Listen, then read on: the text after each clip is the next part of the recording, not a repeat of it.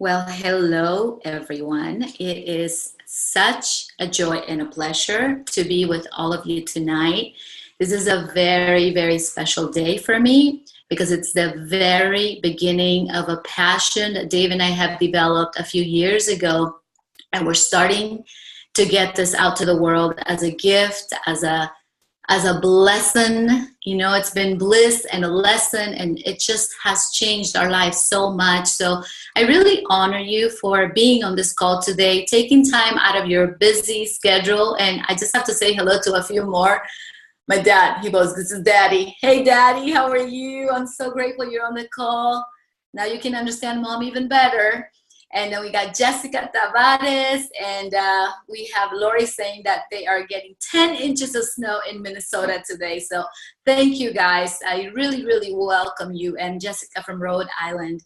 It is an honor and a pleasure to be here with all of you, and I promise I'm going to make it worth your time. I prepared so much with so much love, and the reason I am doing this, I'm an entrepreneur. I help people take vacations at wholesale all over the world, and I love to create experiences and retreats. And then my husband and I started a speaking company where we do training and we help people become financially free. And as much as we love our businesses, we felt that there was a missing link, and we saw couples break up in business and their whole livelihood would break down. And we saw, some of the people that were rising up and doing so great, and then because of, not getting along, not being able to communicate, a whole business model would fall apart or people would lose everything. And so we started noticing that even in success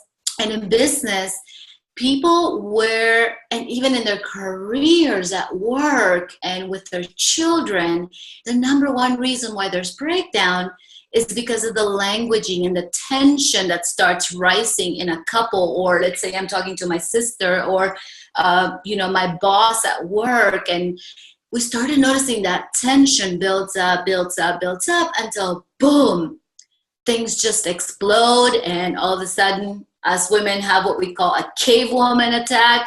Has anybody ever had one of those? And things sometimes are said that we didn't mean to say, and we hurt the other person. Likewise, sometimes the male figure in our lives or a partner will say something, judge, criticize, and a woman will completely shut down. And so I'm going to tell you guys a little story. The reason we are getting certified to teach this work, and we are learning from the master, Alison Armstrong, it's because it saved our marriage during a very difficult time. We were experiencing massive breakdown in our marriage, and experiencing breakdown in our marriage, knowing we loved each other, but not knowing how to get along. Has anybody ever experienced that? You're fighting with someone, you're like, but I love you, but I'm not getting along. You're getting on my nerves, right? So that was happening to us, and we were in major breakdown to the point of separation. And we were already talking separation and the details, and even attorneys were being called to inquire. And it was a very sad time in my life, and I will never forget this. I was driving in a convertible in Hawaii with my friend Ginger, who is also a colleague in this work.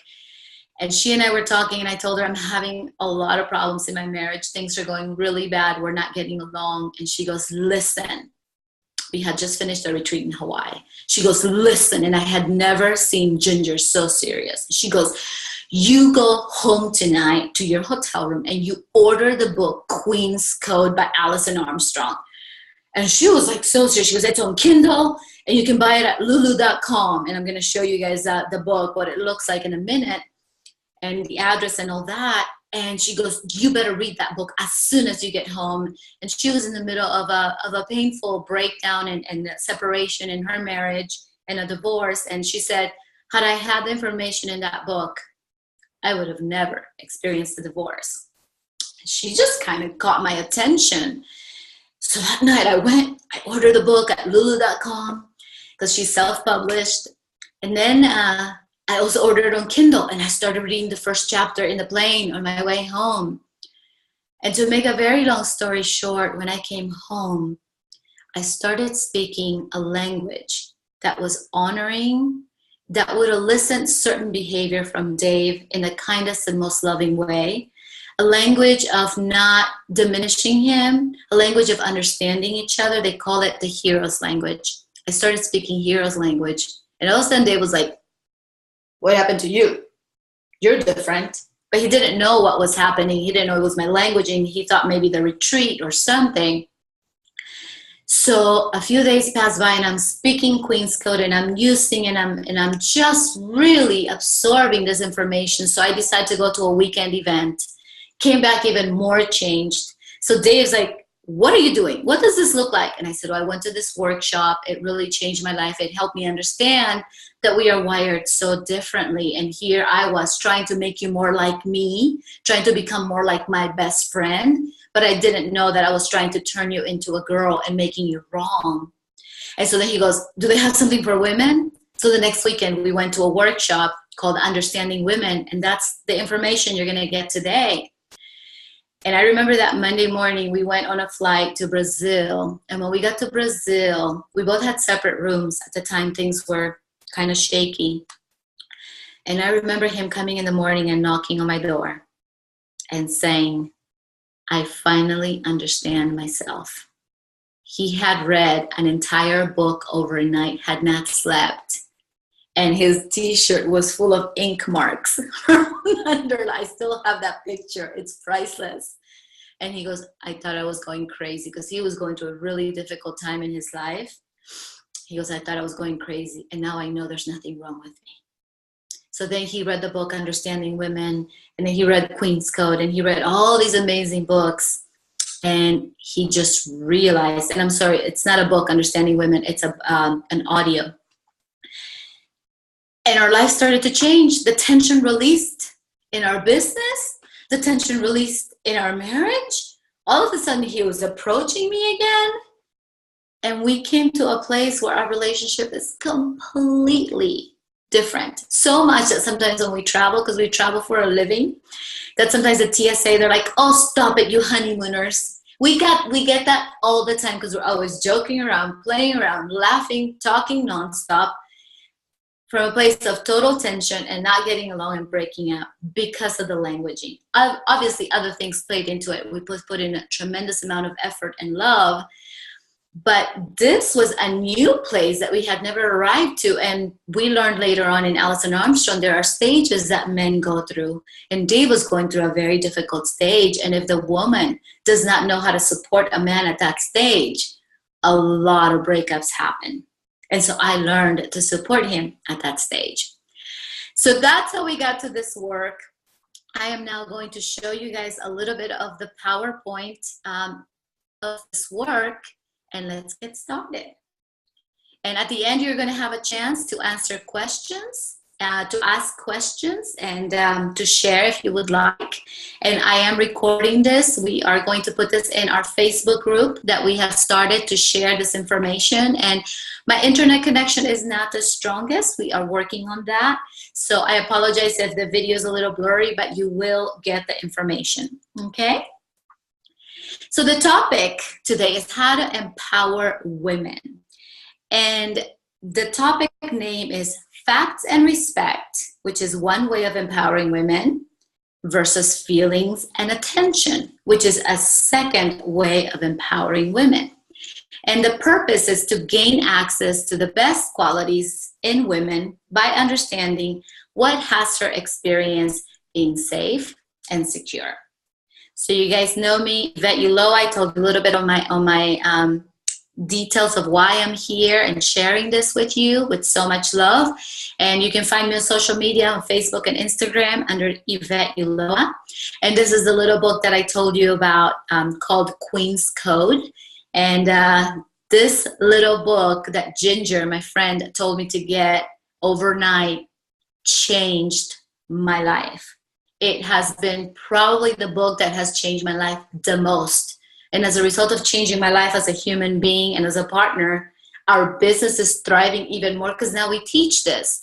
We realize a lot of people don't do well in business or in work because they just don't know how to get along with the other people they're working with. They don't know how to elicit more leads, or more marketing or more success because of some of the languaging barriers between men and women, or even between women and women, or men and men. So I'm going to start by talking a little bit about a concept that Allison introduced to us called human animal versus human spirit. And she says that if there are two parts of us, one of them is human animal, the other one is human spirit. This is a way that we describe humans, and also part of the reason why sometimes we feel a little bit schizophrenic, because we have two separate sides pulling us, sometimes in different directions. Have you ever said something to someone and you totally regretted it the next day? They say when emotions go high, intelligence goes down, right? They're like, oh, or maybe the next day you think of a great comeback, right? And that is because we have two parts of us. One of us is human animal, and the purpose of human animal is for survival. So it is our instinct. We operate from instinct, and it's a blessing that we have that, because it protects us. But sometimes the human animal comes out in the form of a cave woman attack, and then we could truly not get the blessings that we have coming our way, because sometimes we throw an obstacle that way, or somebody doesn't know how to best support us, and so our human animal comes out. Does that make sense? Perfect, thank you. So when you are operating from instinct and you're operating from human animal, the experiences that you will experience are fear, scarcity, competition, and other similar emotions.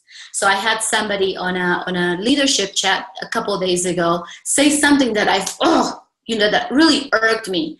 And so my human animal was like, I just wanted to go smack this person with another statement, like, how dare you say this? Like, boom, boom, boom, and set some boundaries.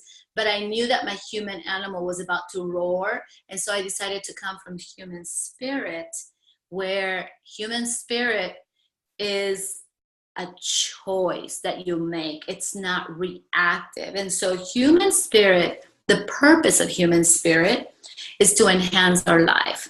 It's to bring fulfillment, to bring potential, different possibilities, different creativity. And so we operate by choice. So human animal operates from instinct, human spirit operates from choice. And the experience of the human spirit is basically when things are effortless in your life. When, let's say, you have emotions such as happiness, intimacy, power, connectedness, generosity. That is where you experience the richness and the flow of life. So having the awareness of where you're operating from, look at what feelings you're feeling. So if you're going on a date with somebody and you're feeling fear, scarcity, competition, then you know your human animal is going out on a date, right? Versus if you're experiencing creativity, flow, effortlessness, then you know that human spirit is who is going on a date. And so being aware, Dave encountered a really tough business lesson a week ago, and he was like, baby, I'm doing my best to come from some human spirit, but my human animal just wants to go choke this person. We were experiencing a little bit of betrayal. And so we said, okay, where would our human spirit be in this place? How can we send this person love? And how can we create a lesson out of this, rather than like going into victim mode, right? Human animal sometimes goes into victimhood, and human spirit goes into victorhood. Okay, so it's very important, because what Allison taught us is sometimes tension will happen in our life, and people take action to release that tension. But a lot of the times that action is instinct and reactionary, and will actually create problems in our life. So if we want a truly fulfilled life, we want to shift from an expression of human animal to an expression of human spirit. And having that awareness and being able to distinguish where we're operating from will help us use the two in harmony, so that we can have better relationships with people. So when you're, let's say, in a heated fight with somebody, ask yourself, is my human animal fighting right now, or is my human spirit showing up? And perhaps you might want to take a break. You know, Dave and I have a rule. We do not react. If something comes away and we just want to bark back, I'm a fiery Latina. Sometimes I just want to go, you know, show some people something. My human spirit takes over. I take a deep breath and I said, okay, I'm going to meditate on this. I'm going to pray about it tonight. And tomorrow I will make the necessary adjustments or set the boundaries or whatever it needs that needs to happen. So would you guys agree that if you operate from human spirit, you would have a lot better results? If so, just raise your hand. There's a little thing there that you can raise your hand. And thank you. Thank you, Dawn, Paula, Kimberly, Pedro, Stephanie, Barbara, Judy, Ashel, Alma, Lori, Carol, Judy, Barbara, Judy. Thank you, guys. Esther, Cynthia, thank you. Thank you so much for Adler, thank you for participating. It really helps me move forward and know who is on the call with us. So here are the different two circles of human animal versus human spirit. And this has been so huge in the last 2 weeks. We've had some breakdowns in business and just being aware, God, am I coming from fear? Like, oh, this person's doing this to our business. Or could I just come from an effortless place of saying, okay, you know what? Maybe we needed to trim and detox the energies that don't serve us because we're getting ready to go to the next level and we need to let that person go rather than feeling the victim, feeling the victor. Okay, beautiful. So now we're going to go on to our next slide. And this is very new in Allison's work. About 2 years ago, she just started introducing this because there has been a lot of shifts in humanity in the fact that women are now they have been out in the marketplace in terms of working, success, career. And originally, way back in the day, men were mostly the hunters and women were mostly the gatherers, right? So the hunters went and were single focused and they went out to kill the deer and bring food to the tribe.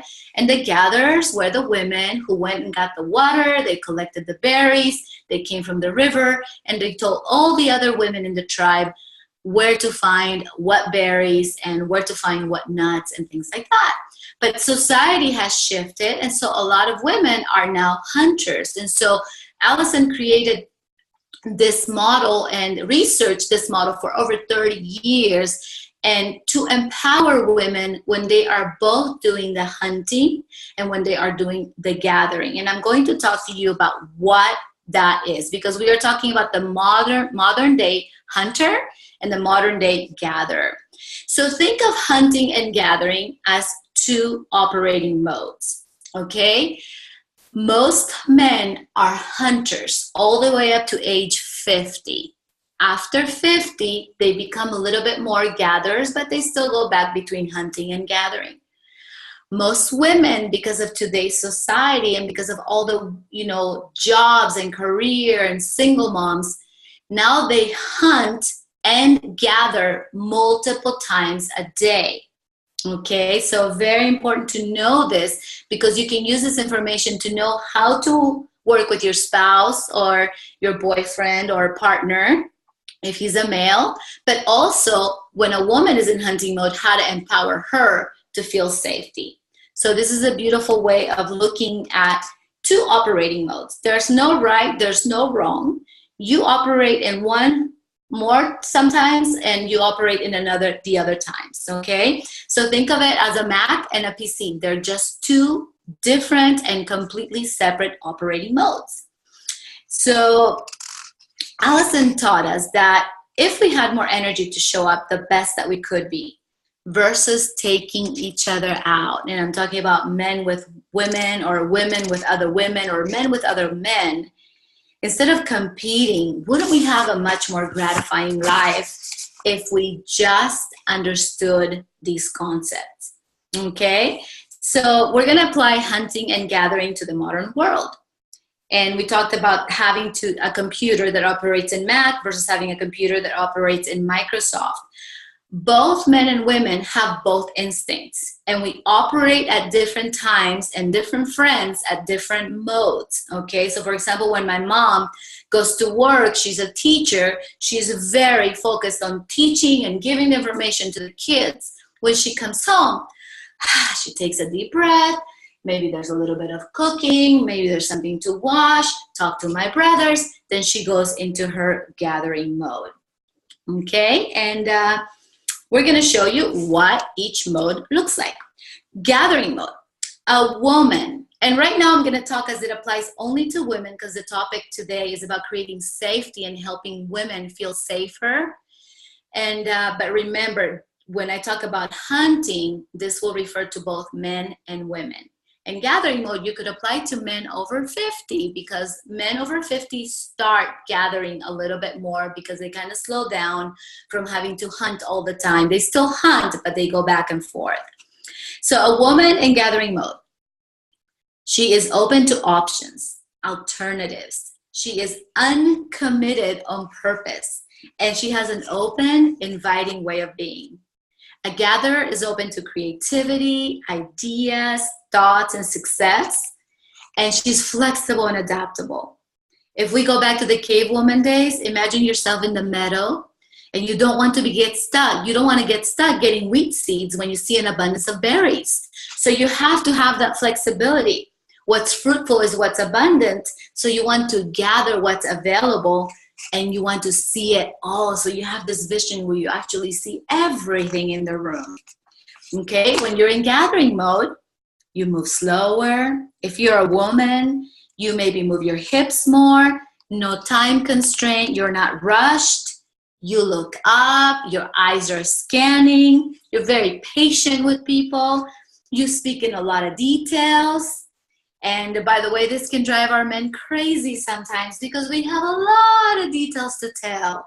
So once a month, once a day, Dave lets me empty out my basket. And he's like, baby, what do you want to say to me? And I'm like, blah, blah, blah, blah, blah, blah, blah, blah, blah, blah, blah, blah, blah, blah. And I will speak for 2 to 3 minutes.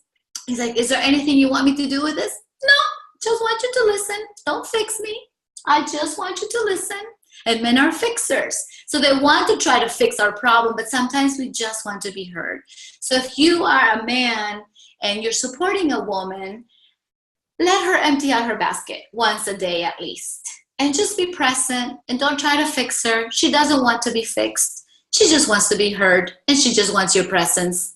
No phones. Turn your phone around so you don't even see the little updates and just be present for her. Your life will be so much easier if you do this. And this is why women with other women, they get together because we men are report nonstop. And they say after 20 minutes of doing what we call the meadow report, which is just chatting and chatting, we actually achieve our oxytocin builds up and we actually achieve a level of joy and ecstasy after 20 minutes of nonstop talking. So that's why it's important that you get together with the girls with girls, to just chat about everything and nothing, because it creates this euphoric feeling similar to sex. And so, I said the word, and that's part of the learning. So make sure that you schedule girl time. It's so important, but also gentlemen, make sure that you allow us to empty our basket at least once a day, okay? That is a way that you can help somebody feel very safe. And so an example of somebody gathering. You go to an outdoor mall, shopping center, and you have no agenda. And you are walking around looking, oh, I need eyeglasses. And you walk over to JCPenney. You look at a purse. You try something on. Then you walk outside. You get a little ice cream. People that are in gathering mode will say a lot the words, I feel. They're all about their feelings, okay? And so somebody going to the mall with no specific agenda, she's multitasking, she might be on the phone. And so applying that to the modern day gatherer, a woman is, she can act upon alternatives all at once. So in our business, you know, Dave's hunting sometimes, and here I come in with my creativity. And so sometimes hunters, they want another hunter.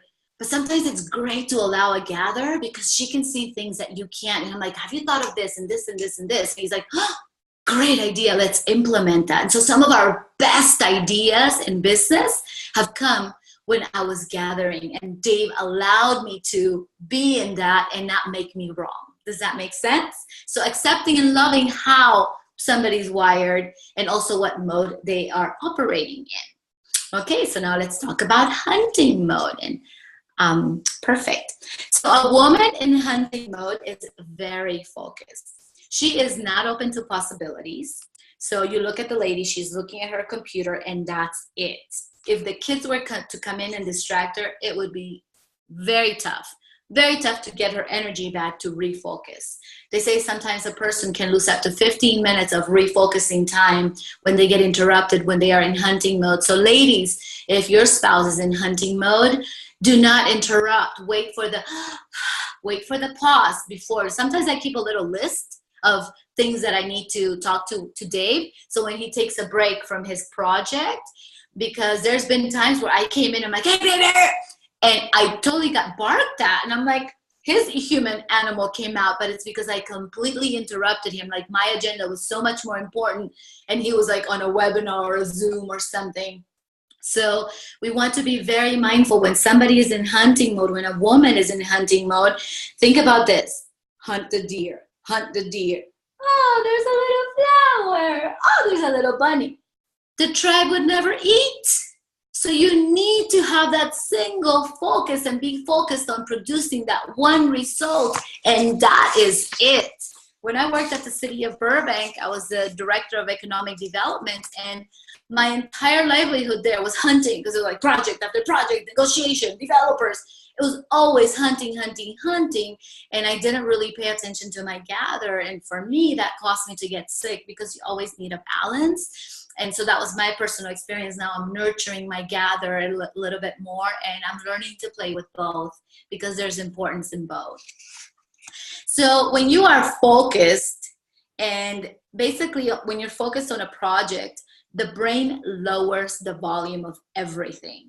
Anything that's not related to that outcome, it's basically the volume lowers, and it's all about implementing the plan and moving towards a goal. That's it. There's a plan and there's a goal.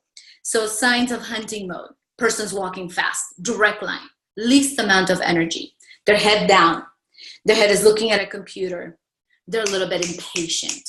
Ladies, have you ever experienced that with your spouse or with another woman? And she's very impatient. She's in hunting mode.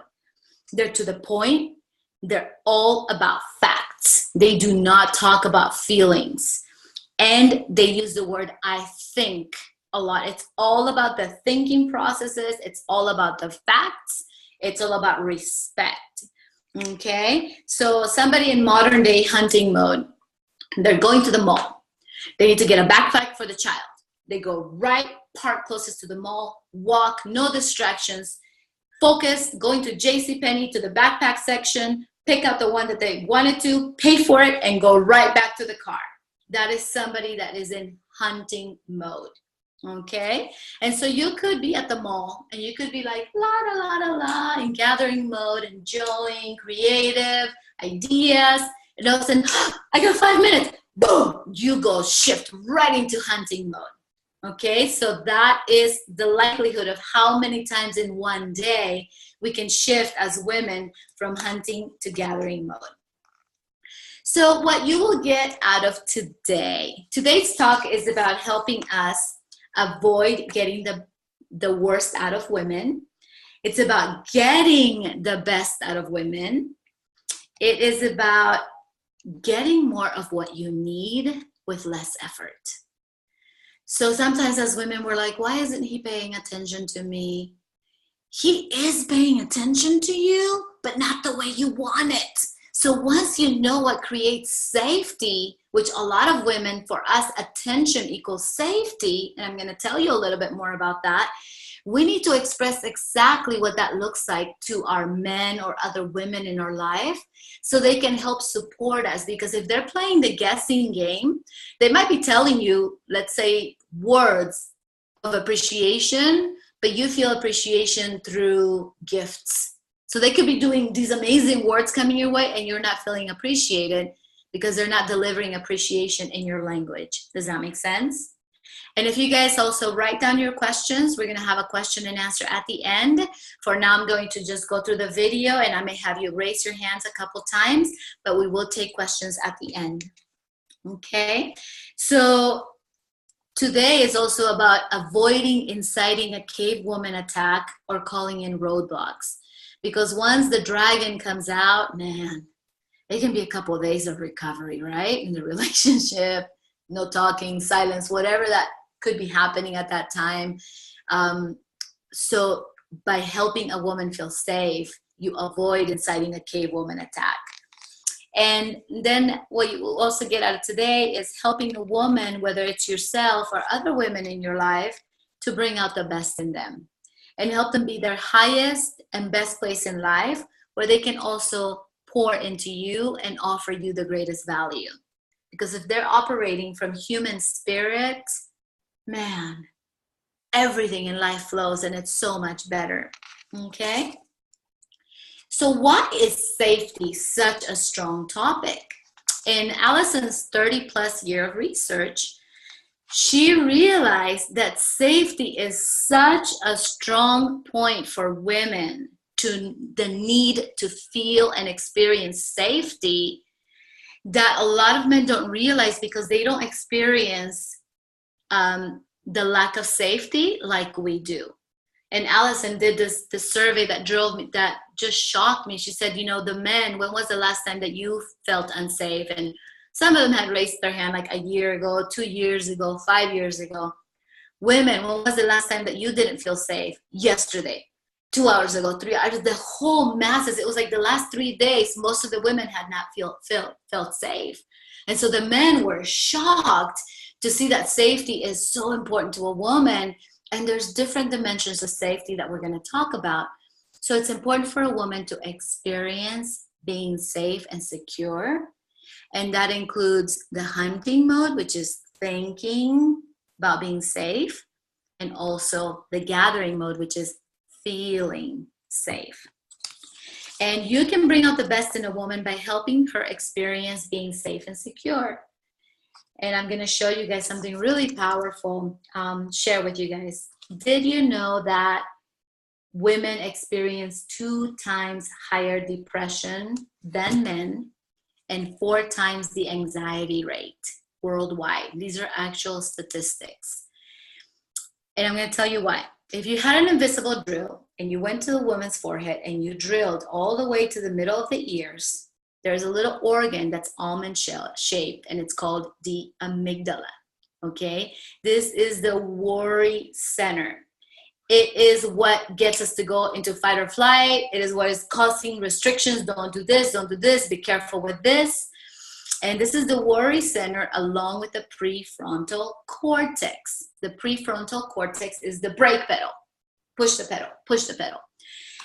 Did you guys know that as women, our prefrontal cortex is 3 times bigger than a man?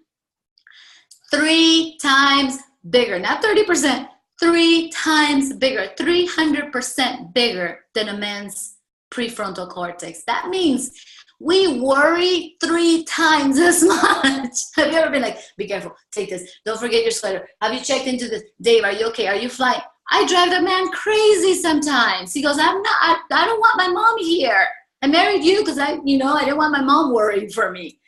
It's because it's 3 times bigger. And so if women are constantly worrying, safety is one of the most important things to them. And so this workshop is about helping women feel safe and secure and helping them release that tension around worrying that has them experience not being safe. Okay? And there's different dimensions of safety.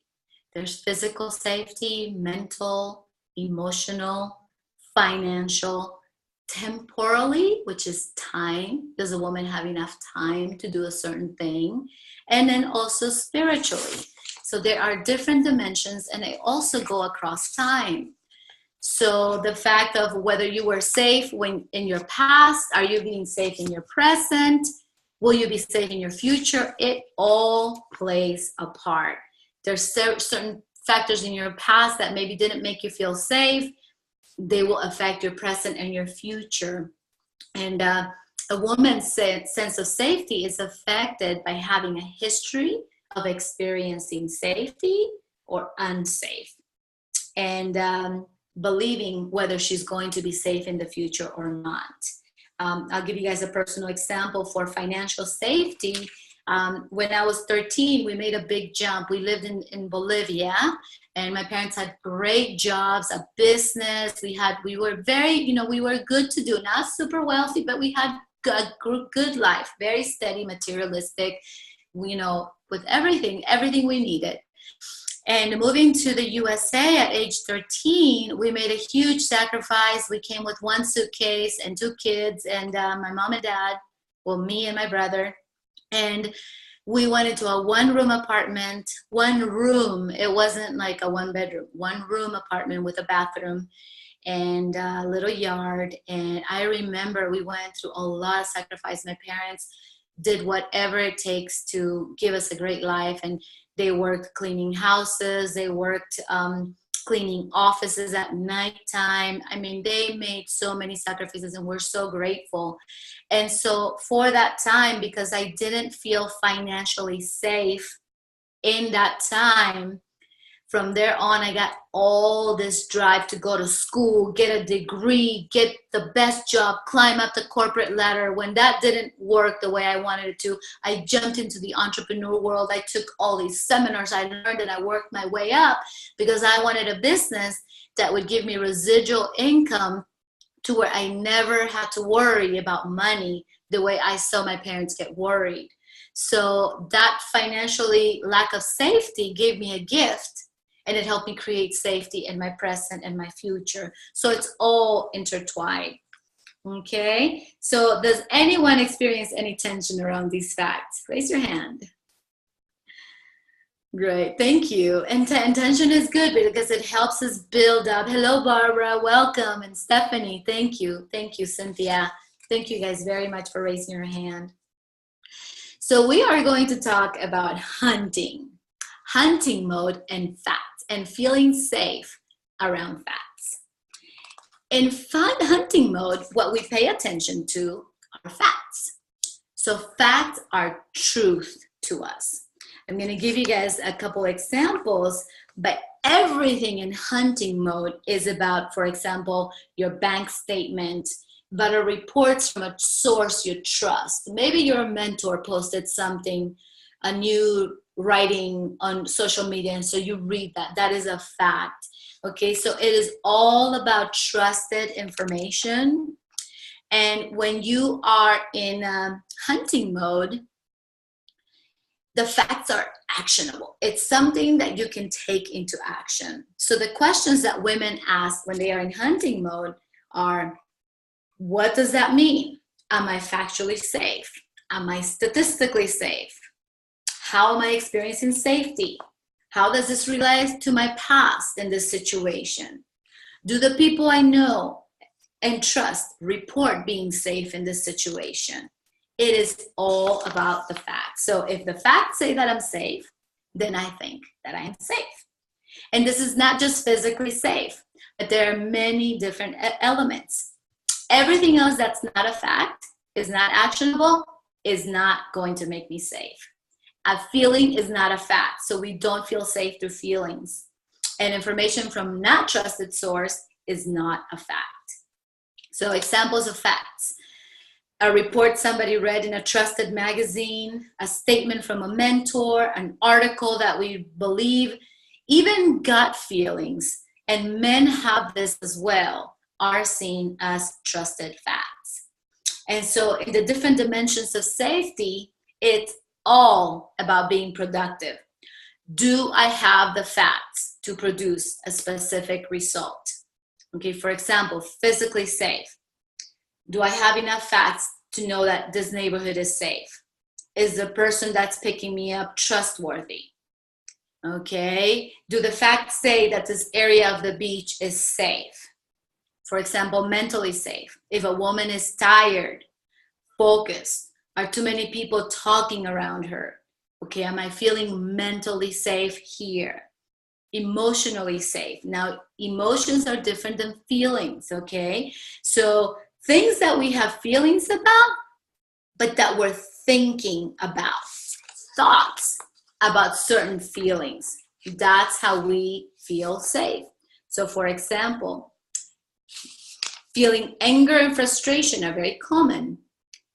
We're thinking, is there a cost to expressing these emotions in this meeting? So it's all about the facts. Financially safe, an example could be, do I have enough money to do the things that we want to do? What does the bank account say? Temporally safe, do I have enough time to produce this specific result by the deadline? Spiritually safe, it's different for everybody. That is basically for you to fill in the blanks because the spirituality is different to everybody. I'll give you guys an example. When I was interviewing my mom, who's a teacher, and she does teacher training at Inner City Arts, I asked her, what facts make you feel mentally safe in hunting mode? And she stated, when I'm presenting at Inner City Arts, for me to know my topic well and have 100% preparation and certainty that I know all the facts and the steps that I will follow. Having all my materials ready and all the things ready, that's what makes me feel safe. So when you're in hunting mode, safety comes as facts. Okay, another example. When I was interviewing a woman in her 50s and she leads retreats to Brazil, she stated that being financially safe for her was about looking at her bank statements, profit statements from her business, making sure she had enough money for the trips she planned, and enough money in the IRA for her retirement. All these are facts from a trusted source that she can rely to experience safety. So when women are in hunting mode, they experience safety through facts. I'm going to talk about a second way that women now experience safety in hunting mode. That is through respect. And this was a big one for me because I didn't realize how much respect I needed in hunting mode and how much I wasn't getting it. I was getting respect in gathering mode. And so there was a big void in my life and me feeling very rocky and not safe in my business. So this is very, very powerful. Hunting mode. We experience being safe in hunting mode through productivity, okay, as a reminder. So respect is our access to being productive, and being productive has us feel safe in hunting mode. So the more respected we are, the more results we can produce that depend on more than just an individual. So let's say you have a property management company and you're doing different things. It is important for you when you're in hunting mode to receive respect, however that looks like to you, from your tenants, from your spouse, from your friends, because the more respect you receive, the better you're going to be able to produce the results. And so letting people know what that respect looks like is really, really powerful. If we don't experience respect, or we are cut off from a team or alliance or group, this can have an enormous effect on our productivity. So let's say we're part of a real estate office and somebody doesn't invite us somewhere and we don't feel like we're a part of the pack. So we feel disrespected. That could have a huge impact on our productivity. So this is very important when you're leading groups or when you're with a group, that people, the different pieces of the puzzle, feel and get the experience the respect, because hunters don't feel, they experience the respect. And for a hunter, it's life or death to not be respected. Imagine in the old days, you would not invite a hunter you don't respect to come on the hunt with you, right? Because if they're not good, you're going to leave them behind because they could risk the expedition, right? And so they're going to be left behind to, hunt for little bunny rabbits and not for the big game. And so it's very important at work, community, or even socially to give that respect to women, to let us know with appreciation or however that shows up. Because for us, it could be about survival. If we don't get that respect, we might not be able to bring, food to the house or pay for the mortgage. So respect is like a do or die, okay? And the degree to which you are respected will also affect all your projects and all your results. So I'm gonna ask you a question. What does respect look like to you? Think about that. Where in your life do you need respect? And then I have another question. From whom do you need respect? A person can feel disrespected or not respected if they're not receiving respect in the way that they experience safety.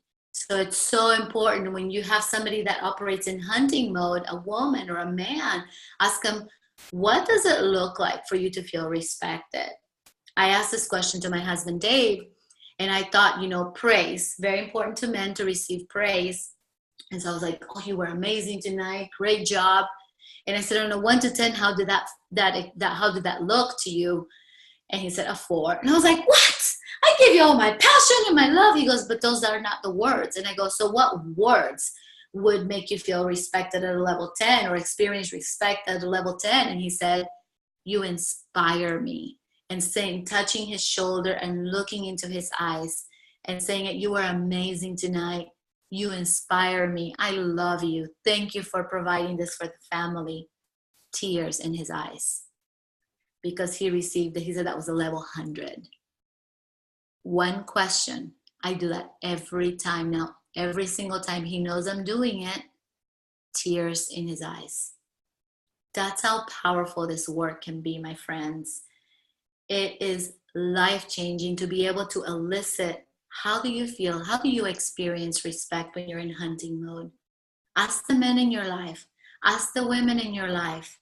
And then give it to them. That way people don't have to play a guessing game.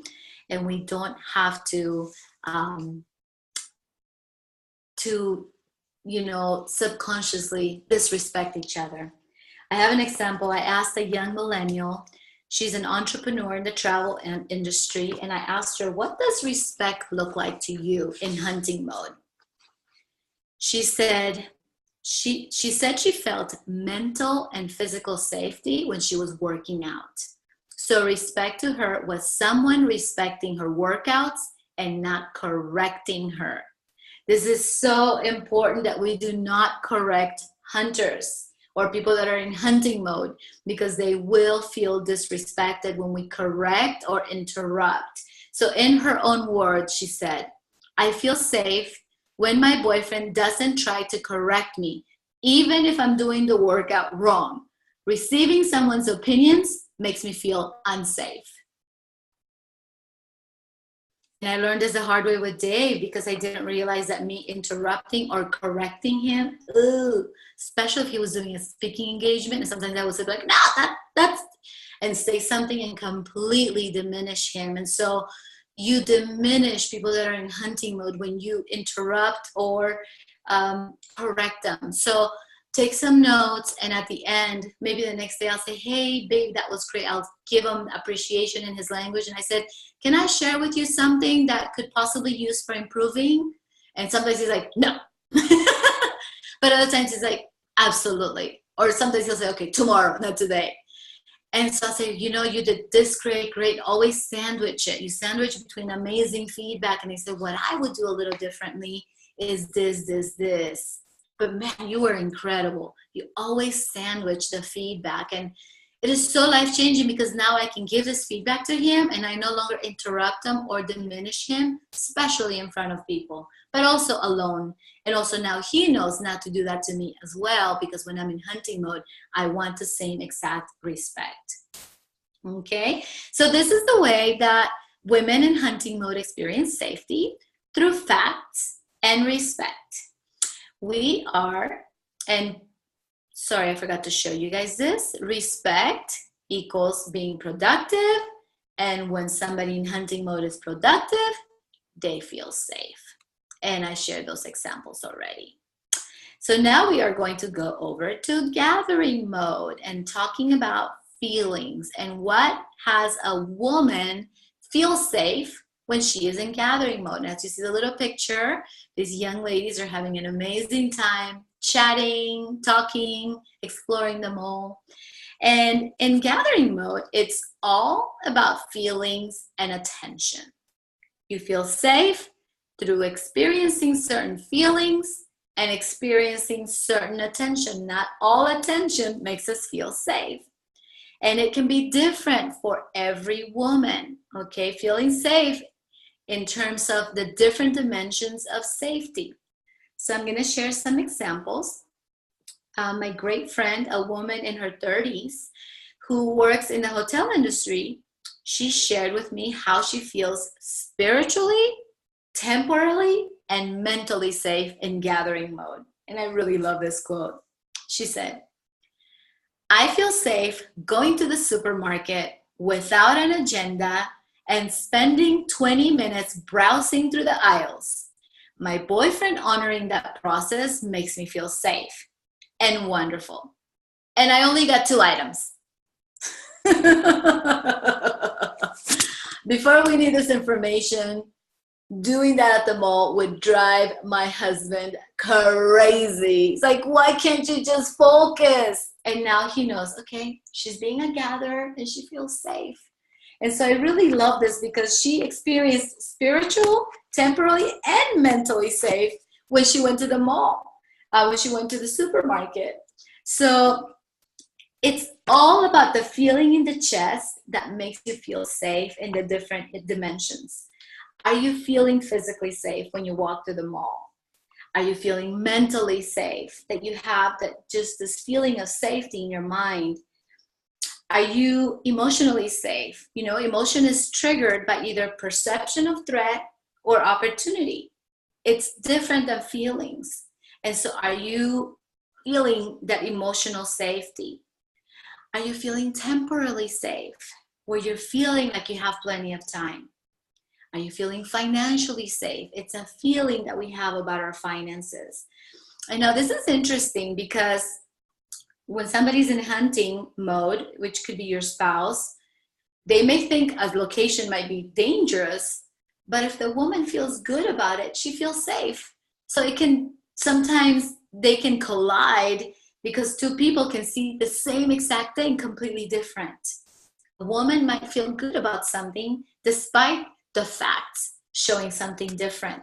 So just being able to understand each other, say, okay, she's in hunting mode and that brings safety to her, and allowing her to experience that safety is really, really powerful. Then another way that we feel safe is to our favorite feelings. What are some of your favorite feelings? Women have certain favorite feelings that make them feel safe. So we encourage to share your favorite feelings with your loved ones so that they can support you experiencing that. Gentlemen that are on this call, what you often don't know is that single women who are dating will evaluate and keep a man based on the feelings that he provides for her. So if he makes her feel beautiful and happy and smart, she will want to be around him a lot more. We also, as women, have feelings that we hate. Many of us hate the feeling of being messy or ugly or not smart or maybe fat. And yes, that is a feeling, believe it or not. I feel fat. A lot of us say that. I've been guilty. And so if you as a man bring up those feelings in us, we will not want to spend any time with you. So it's very important when you're dating. I interviewed a 40-year-old mother of 2 in the retail industry, and she shared with me her favorite feelings: happy, spiritual, curious, peaceful. And in her own words, she said, this is why I meditate every day. And meditation brings all her favorite feelings. And so what kinds of things can you do that bring your feelings of safety so that you can feel that on a day-to-day basis, and that safety is dependent on you, not on somebody else? And also sharing them with your partner, spouse, friends, because it does help them understand you and provide that for you. Personally, I wrote down my happy and safe feelings and I put them on the fridge. So every day when I take my supplements, I read my list and I figure out how to feel them more often.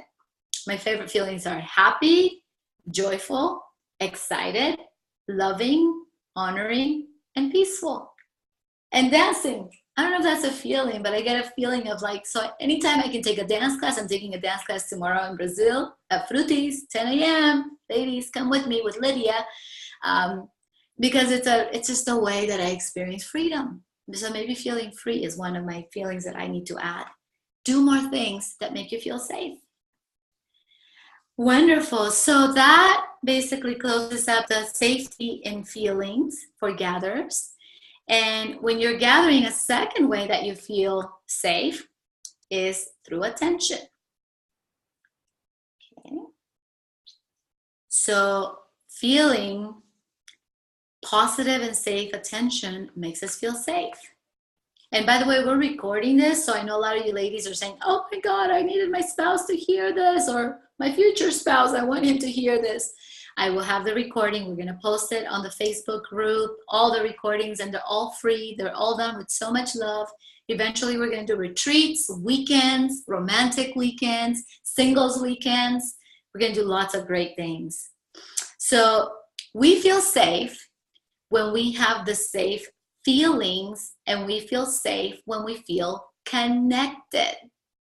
Okay? So attention to us means connection. And if we feel connected, we feel safe. Okay? This is so important, guys, because if you are in hunting mode and you have that single focus, we lose connection. And then we start going, is everything okay? He's not talking to me. He hasn't talked to me. We start wondering because we lose that safety. And so it's important that in between your huntings, you come and give us, even if it's just 30 seconds of attention, a hug, love, whatever it looks like for each one of us, because we start losing connection. It happens when you're going on a first date with somebody and the man is like, hunt, hunt, get her to the restaurant, get her to the restaurant. And here we are trying to get connection and going, so do you travel often? And now we're getting him distracted. He's like, get her to the restaurant, get him. And we're like, why isn't he answering? Is he okay? Is he not talking to us? And we start wondering, because connection is everything for a woman to feel loved and safe. And I'm going to share with you guys how Dave and I worked through that, because at the beginning he was like, I don't think I have that much time that you're asking for, babe. And I go, it's not a time thing. Although we do have our quality times and our assigned days and everything. But for me, it was a presence thing. I needed to feel his presence at certain times where it was just this hunting focus. I needed to feel it in my heart. So we figured out a way. I'm going to share that with you guys at the end. Okay, so we feel safe through connection, and we need attention to have that connection. So there's different kinds of attention. Time together, so spending quality time with somebody, conversation, talking to somebody over the phone or WhatsApp. Intellectual, are you comfortable with sharing what you think with people around you? Or do you feel that you're getting put on the spot? Sexual attention, this is an interesting one. Some women love to get sexual attention, either from possible future partners or, their spouse, and other women feel very uncomfortable with sexual attention. Everybody's different. There's no right or wrong, but getting clear on which attention it is that makes you feel safe and comfortable. What kinds of attention have you feel safe and secure, and what kind of attention makes you feel unsafe and insecure? This can be completely different for different women. For me, personally safe in gathering mode looks like this. My husband looking into my eyes, holding my shoulders, and with all his love and zeroed eyes saying to me, I love you, I own you, and I will never leave you. Oh! I melt. And he does it every day because I let him know that that was very important to me. I feel safe at a level 20 when he does that. So what he did is, your little telephone is going to be the most important part of your life, where you set daily reminders in your calendar. And he has a daily reminder and it says, power presence to Yvette. And power presence means that he's going to do this either in person or by text. He'll turn off his phone or turn it around and just give me that, and just give me a great hug and a kiss. And I'm like, okay, go work some more. And I'm happy because I got that full attention. To me, that felt a level 20 safety. And so if he's away, he will send that to me by text or voice text. And he does it every single day. and I feel loved at a level 20. Originally, he thought, oh my God, it doesn't look like we need to go on a date every night or I need to spend 3 hours. And it had nothing to do because he was obviously in a mode of his life where he was building our kingdom. So I couldn't really take him in terms of having more time, although now he's shifting because he's getting into a new place in the kingdom. And he did a call last week called the Keys to the Kingdom. And if you guys want that, I'm going to post a recording as well. It was so cool because you can support a man at different levels of his life. And if you're raising boys, holy schmook, it's life-changing. Or if you have men in your life, it is life-changing because they need different support at different stages of their life. So and I also have a reminder to give him that appreciation in the way that he receives it on my calendar, and it pops up every single day. So we are constantly filling each other's needs as opposed to just trying to play the guessing game. Okay, and so anything like that you can put into your calendar and condition it. When you do it for 30 days, it becomes a belief. So you do it for 30 days in a row and it becomes a belief. So make sure that it becomes a part of you. Okay, wonderful. In interviewing other ladies, I heard some similar things. Another friend who's a speaker in her 30s, she said, what makes me feel safe is getting a juicy text when he's traveling before going to bed and he melts me. A young lady in the food services, she said that hearing from her boyfriend that she's the only one right before she went to bed melted her. My other friend who's 34 and works in a restaurant, she said when he texts me and then surprises me at work, he melts me. So as you can see the threads, it's all about the receiving that connection, but also letting him know or letting women in your life, this is the connection that I would like. Okay, I would love to talk once a week as girlfriends, or maybe we have a girlfriend date once a month. And so set it up with your girlfriend so that you also receive that positive and safe attention. And you know, sometimes I get it by going to yoga and being in the community with other women and then going to, you know, get a juice afterwards. So there's different ways of getting that connection. So to summarize, women in hunting mode feel safe through facts and respect. And women in gathering mode feel safe through feelings and attention. Okay, what we want to do is empower women to be queens at both modes. If they feel safe, they won't have the cave woman attack, they won't be reactive. Instead, they will be at their highest potential and they will be able to do so much more for you. Also remember, a woman can go into both modes multiple times in one day. This can be very confusing for the men in our household. Dave said to me the other day, he goes, babe, could we have it that you wear a hat if you're in hunting mode, and then you wear a different hat if you're in gathering mode?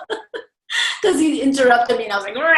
You know, my cave woman came out and he goes, can we just create a system where you wear hats because you change so often, so many times? So it's a part, that's why we're creating this community, because it's an ongoing journey. Just when you think you learned something, everything just shifts because you're getting to a new layer of growth. So, you know, continuing to empower each other. And I invite you to post your ahas on the Facebook group, post your questions. Let's create conversation, any ahas, any thoughts, anything that you experienced, because it's so much fun to watch, like, oh, we're not crazy. Oh, men are not crazy. Oh, they're not trying to piss us off.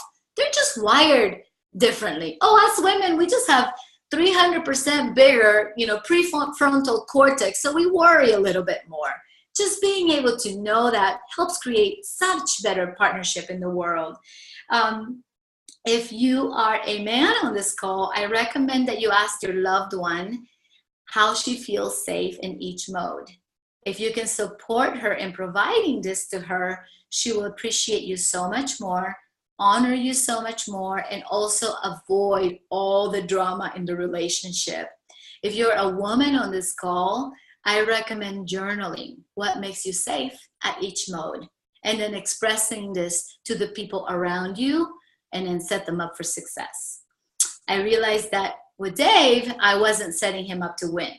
they're not wired to remember things like us women, the little details. You know, we have like this little PowerPoint that we keep, like, oh, he likes this. Okay, this might be good for a Christmas present. Oh, he wears those kinds of jeans. Okay, I should buy him one for the Christmas. So we start taking inventory of what's important to the person. And so we know men don't have that. They don't have that wiring because of their single focus. So we need to set them up and let them know, hey, my birthday's coming next week. Okay, what would make my birthday would be, you know, a handwritten note, and oh my God, I saw this cute little piece of jewelry. Let me show you what it looks like.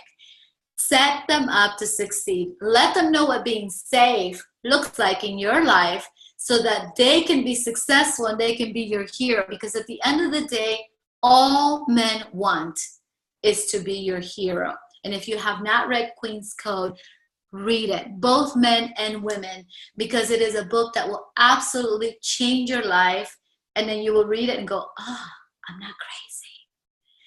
So ladies, let's let the men in our life be our heroes, because we do that by empowering them to give us what we need. And letting them know what creates safety in your life, but also following up with letting them know what it's going to provide, because men are wired to be providers, so they need to know what it's going to provide for you. When you're in hunting mode with another woman, let her know your needs and what it's going to provide. And you can do a much better negotiation at work or with your boss when you're able to do this. My friends, it was an honor to lead this workshop. It was so exciting for me to be able to do this, and thank you for getting on with such a short notice.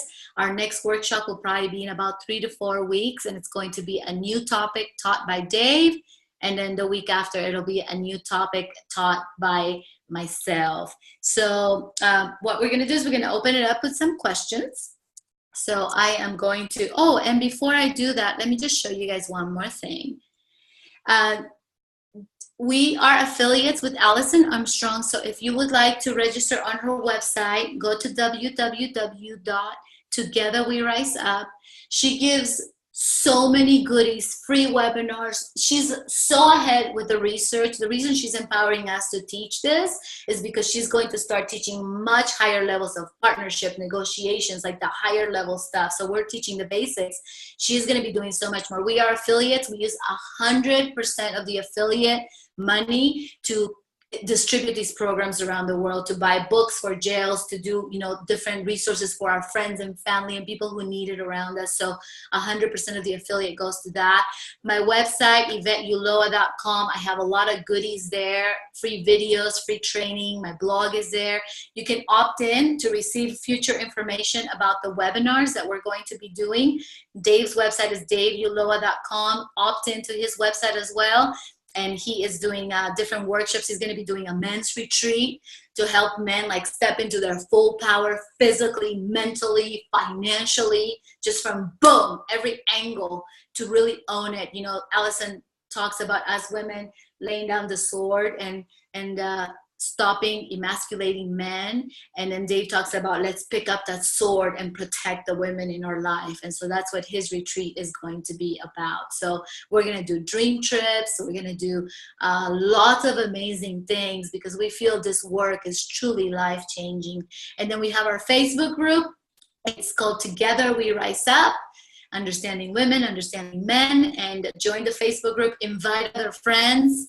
And this is all for us to have meaningful conversation about this life-changing topic. So I am going to stop sharing my power. Oh, hello there. That was a close-up. Okay, so I'm going to read the notes, and Barbara said, what a beautiful story. Thank you, Barbara, so much. And Barbara is a fellow teacher with Allison. So she's also going to be doing workshops, and I'm going to post them on our thread. So please plug into her workshops. We're helping and supporting each other.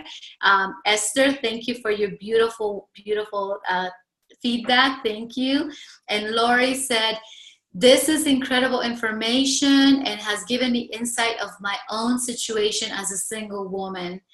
However, I need to hop off the call to do a World Venture Zoom in 4 minutes. Looking forward to the additional information. Thank you, Lori. We will give you the recording. Barbara Cole says, I want to see that video of Dave teaching the 4 stages. Can you share the link to your Facebook community? Absolutely, Barbara. I'll pull it from our little cloud tonight and I will post it.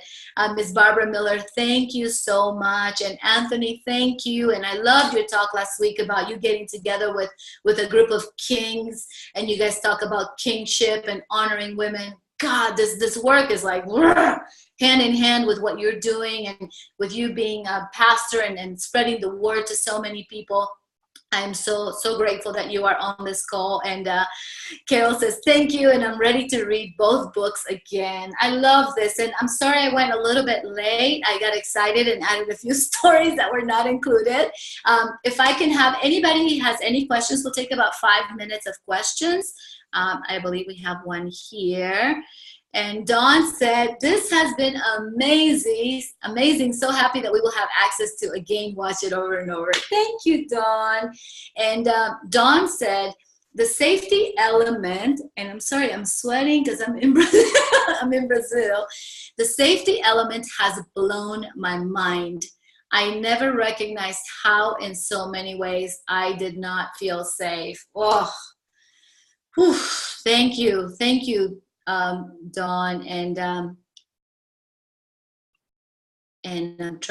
learning Zoom as I go. It's my first time doing Zoom without my husband, so I really had to be in my best hunting mode.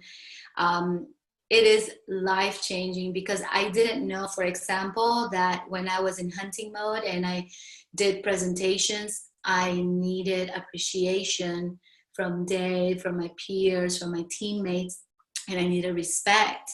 Because Dave was giving me the safety from a text and I love you, but that wasn't feeling my safety as a hunter. So I told him, babe, I need to get respect from you. And this is what it looks like. It looks like words of appreciation.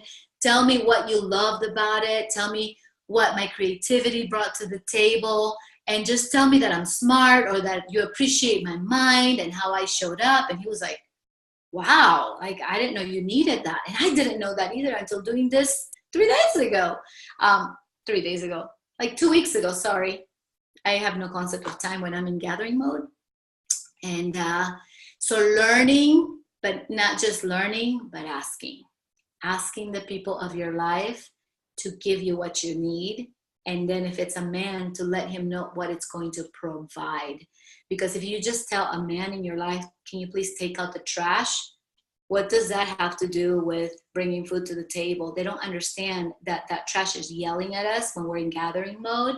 So we must say, hey, baby, would you be able to take out the trash? And by you doing that, it's going to provide me feeling safe, me feeling happy, me feeling like I don't need to go out at night and take the trash out. And in return, I'll be 10 times more relaxed and flowing and just so ready to love and support you. He was like, what day do you want me to take the trash out? Immediately, when they get what it's going to provide, men just light up because they are bred to be providers and they are bred to be problem solvers. So if you can give a man a problem to solve, they will be in heaven. They will be in heaven. So Barbara Cole said, thank you. You did a fantastic job. Thank you, Barbara. And I look forward to getting on your webinars as well. And Kim said, had a ton of aha moments. Thank you, Kim. And let's see, we have another question here. And thank you. Please ask questions because this is where we truly learn. Kimberly said, if I feel I'm more in a hunter mode than a gatherer most of the day, is it because I'm not feeling as safe? Very good question, Kimberly. And based on everything I know, usually we pick a mode like hunting mode because we need to create a specific result. Okay, so if you feel that you're in hunting mode most of the day, it's not because you're not feeling safe. It's probably because you have a result to produce. So for example, when you're raising your beautiful daughter, sometimes you have to be in hunting mode. You're like chasing after her. You know, if you got distracted and you're like, oh, la, la, la, and then here she is, you know, climbing up the ladder and doing something. So What you want to do instead is, when you are in hunting mode, figure out what it is that you need to feel safe, and let Doug know that. Okay, now society has super nurtured us women being in hunting mode. Okay, and from my personal experience, if a woman is in hunting mode too much, we don't have the same amount of testosterone that men have.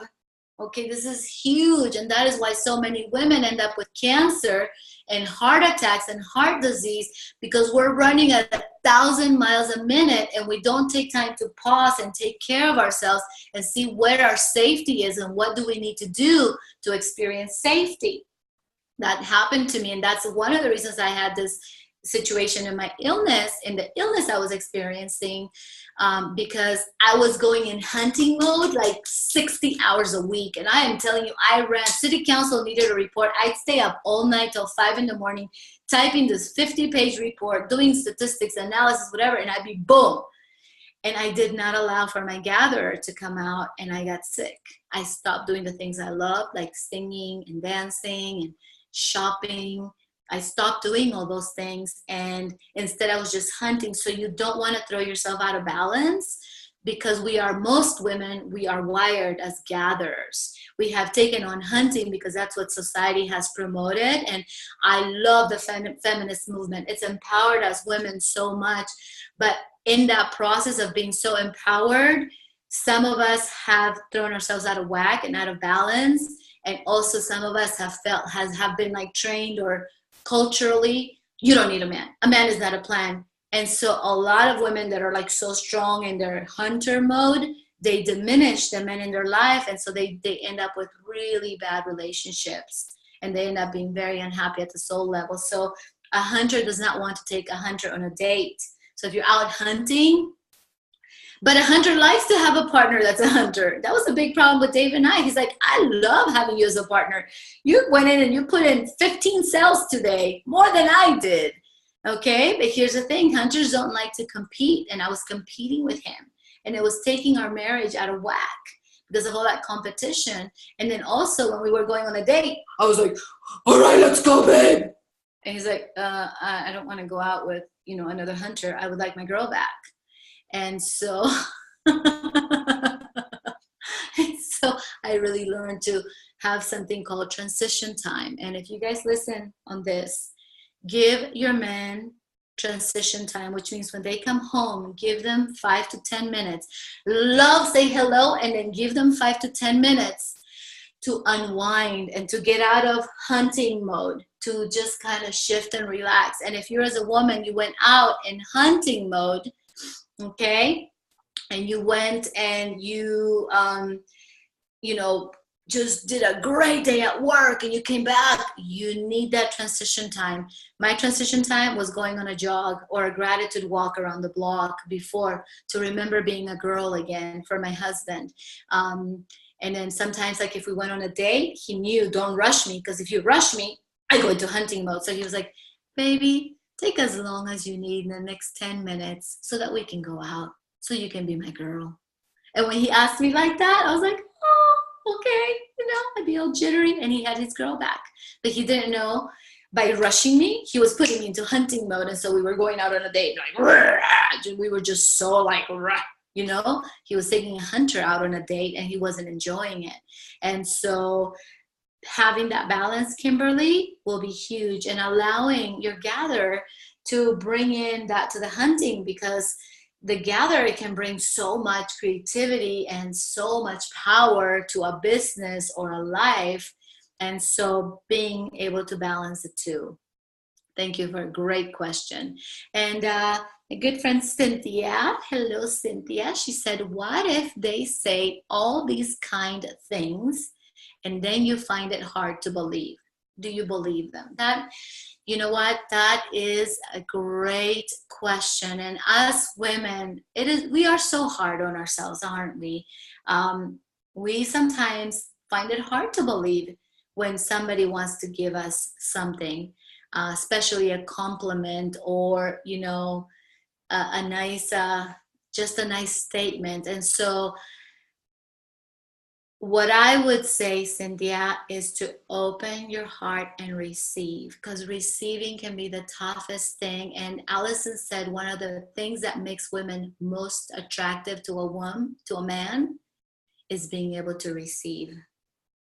And I'll give you an example. Dave, the other day, he said, I'll give you my coat because it's cold. And I said, no, no, no, thank you. I'm good. And I did that because I didn't want to take away from him. And he goes, you know what? You just diminished me so much. And I was like, I didn't mean to. He goes, I wanted to take the coat off my back to love and protect you, and you didn't let me provide for you. So at the beginning, it might be a little bit difficult, Cynthia, but let him provide for you. And those words, receive them with love.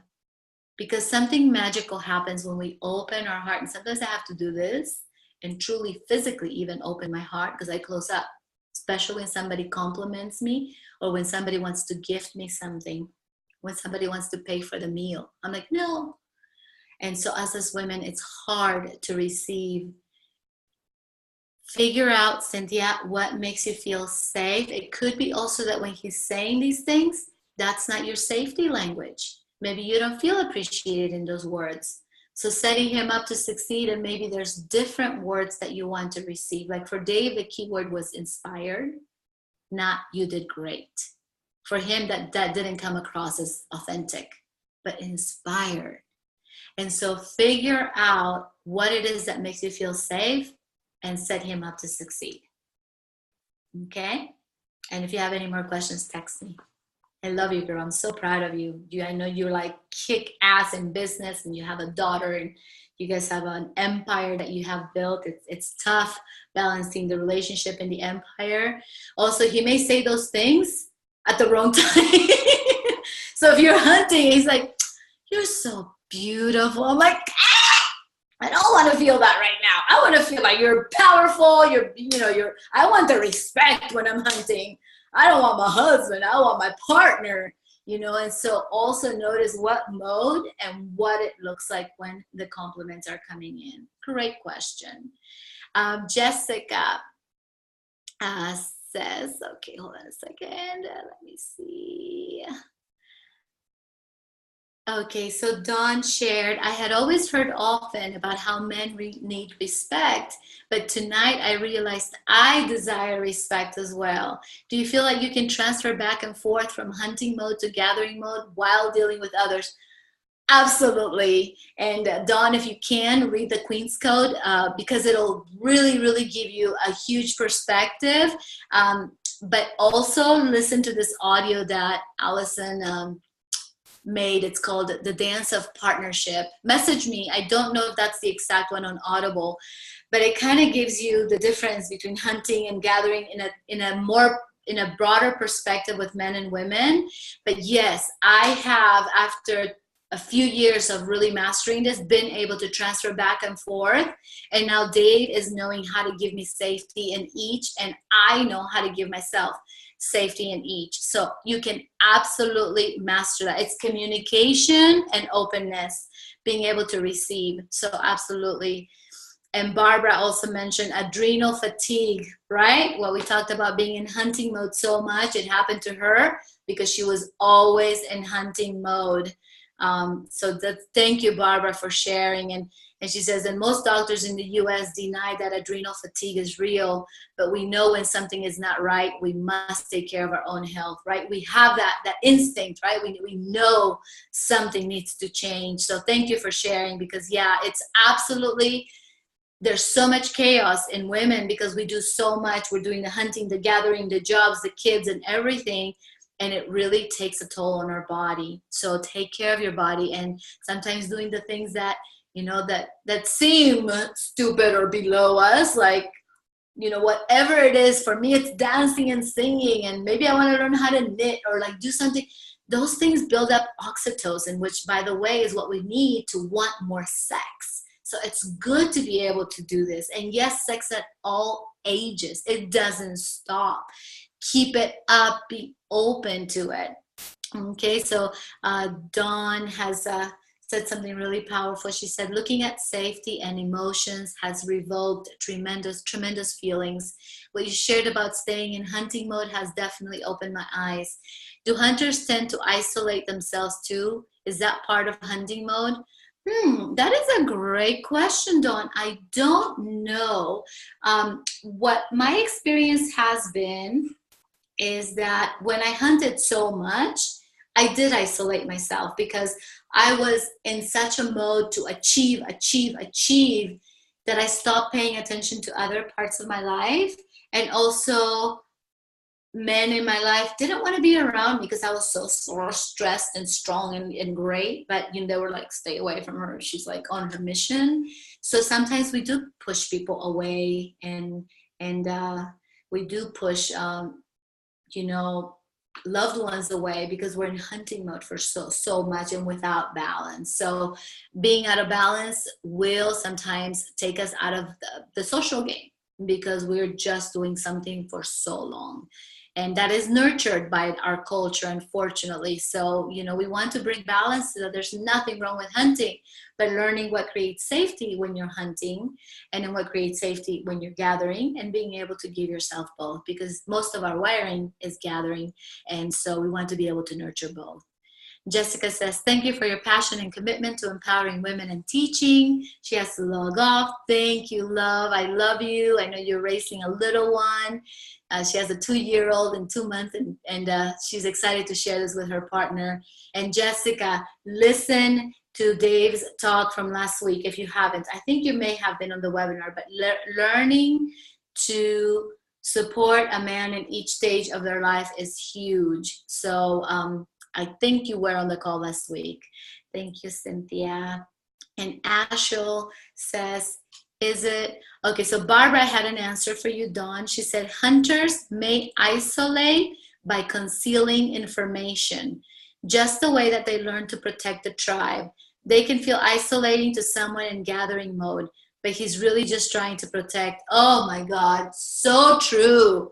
Sometimes I have to tell Dave, are you going to share the plan with me? Like, what's the plan for the week? Because they will conceal it because they don't want anybody to get in the way of the plan. And it's something that's subconscious, that's been in their wiring, in their blood. And so now he knows to share the plan with me, because as a gatherer, I can give him some feedback before he finalizes the plan. Because once the plan is finished, they go for the result. And so very good. Thank you, Barbara. So yeah, you can isolate by concealing information and by protecting the plan. So absolutely. Ashel says, is it possible that while you are being talked to in the hero's language, you can feel like when your partner asks a bunch of things during the day or week, you feel like they're just taking advantage of or being lazy sometimes? Let me think on this one.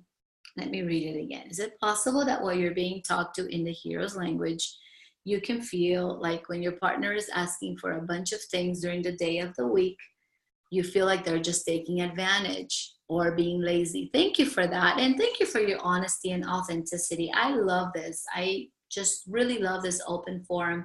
And what I would tell you guys is that sometimes if somebody's using the hero's language and then you're providing, there's something called, Dave just shared this with, the worth it calculation. How worth it is it to you? So it is possible, Ashel, that somebody could be using the hero's language, but not telling you what it's going to provide. So it's possible that you may be looking at it as like it's not really worth it to me. And maybe she's just asking because of this or that. But maybe if she went and told you what it provided when you did these things, your worth it calculation will go up like 20 times. And I don't know if you were on Dave's call last week, but he talked about the worth it calculation of how much is it worth it to a man to do something. So it is possible that there could be a missing link there. But if you do feel like maybe somebody is using the hero's language and possibly taking advantage, then there has to be a beautiful, authentic conversation about it. and maybe just asking for clarification of what it's going to provide when she asks for those things. Because there may be, your worth of calculation may be like, okay, maybe she doesn't really need it, or she's not doing it for herself. Also, you can use it, some of the things that you need to ask for with clarity from her when she's in hunting mode. So open communication will be very, very, very important. But my gut feeling is that there's probably something missing there. And so sometimes when people use the hero's language, they need to remember to express what it's going to provide. And for a man's worth of calculation, okay, if this is going to be truly provide something that is worth my time, because I want to be her hero. Okay, so I'm so glad that you're on this call, Asho, and then I will also recommend that you guys get that audio.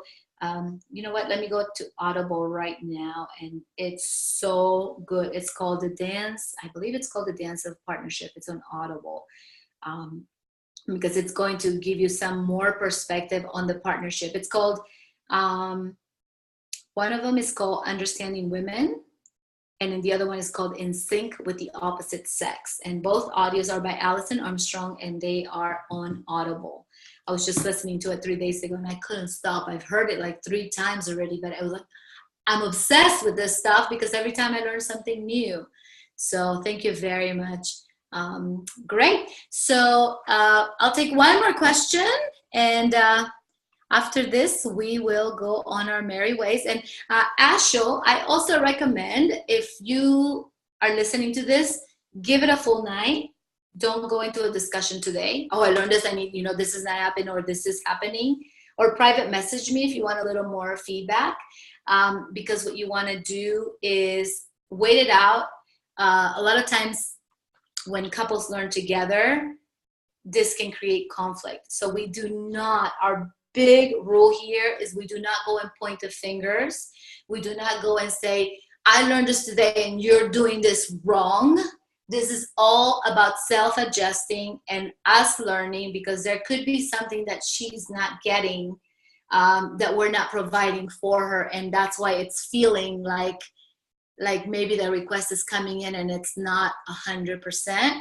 And so we do not, I'm telling everybody, if you do this as a couple and you listen to this, do not discuss until tomorrow. Do not point a finger. This is about self-adjustment. How can I show up better for you? Not how can you improve this for me? We don't do any pointing fingers, because this brings stuff up. It really does, and especially for couples in relationships. So Dave and I have a rule. We wait 24 hours and then we talk about it the next day in a way that the way I feel, not you're doing this to me, but I am feeling this, and I know it's my own stuff, but I was wondering if we can work and have a conversation. Dave and I call this a conversation under the white canopy, where I'm feeling this, and I know that's not what you're doing, but I'm feeling it. And so I just wanted to share, because maybe there's something that we can help each other with. So did you see how that conversation wasn't like, listen, you're doing this wrong, and blah, blah, blah. It's not pointing any fingers. If you're pointing the fingers, they're pointing at you and how you're showing up. Sometimes I will show up and I'll say to Dave, you know what, babe, I'm feeling this and I'm attracting this for whatever reason. And I know that's not your intention, but I felt that. Can you help me work through that? And so the conversation doesn't turn into a fight, because we're not pointing the fingers or accusing. Okay, thank you guys. And Dawn says, do children vacillate between hunting and gathering, trying to figure out how to read my children better? Dawn, my guess would be that girls do vacillate between both, although mostly they will be gatherers. But I think as society starts teaching and training and role models, there's more and more hunting going on for women, learning younger and younger. However, boys, because of the testosterone in their wiring, 0 to 50 are mostly hunting. They're really just hunting. Dawn, I would really recommend you listen to Dave's talk from last week, the stages, because if you have children under 18, they're pages, and pages are all about adventure and pushing limits and pushing limits. And so Allison has studied this so deeply, and it's all about supporting them in a way that empowers them. And all men need massive appreciation at one stage, at every stage. That's the one thing in common from Dave's talk last week, that all men need appreciation. And if you're not giving appreciation to them, they're going to get it from somebody else, because it's like food for their soul. So ask the men in your life, what does it look like to be appreciated? Even a page, at 12 years old needs to receive appreciation. A knight, 21 years old, in his adventures, needs appreciation. So ladies, give appreciation to the men in our life, and then let them know what fills your soul in terms of how you feel safe. So thank you very much, Dawn, for that question. Thank you, Ashley. You're awesome. And Barbara says, great point, no blame. Yeah, because what I learned is the hard way. I had one couple that got into a fight after a webinar because this brings stuff up. So what you want to do, there's just the rule is there is no blaming, only improving. And the way you improve is by pointing the finger at yourself on how you can show up better. And then also speaking your needs to the other person. If you are speaking to the other person, it's about sharing what your needs are and what it's going to provide. Even if you speak to a woman, Ashley, the women in your life that are speaking heroes language, I know there's that you guys are really eating up this information. Express your needs to her and what it's going to provide for you. And it's probably just a tiny little tweak. I'm so proud of you guys, so young that you're already living this work. Thank you, Dawn. Thank you so much. And so I'm going to close this out. We did it. Thank you for supporting me. Thank you for being on the call. And thank you for staying a little late. Usually they only last an hour, but we had a little bit great questions, so I didn't want to stop. I love you guys. I'll see you in the Facebook group. Thank you, Barbara, for all your support. And we will see you on the way to beautiful partnerships around the world. I love you guys. Take care. Bye. Te quiero, papi. Ciao.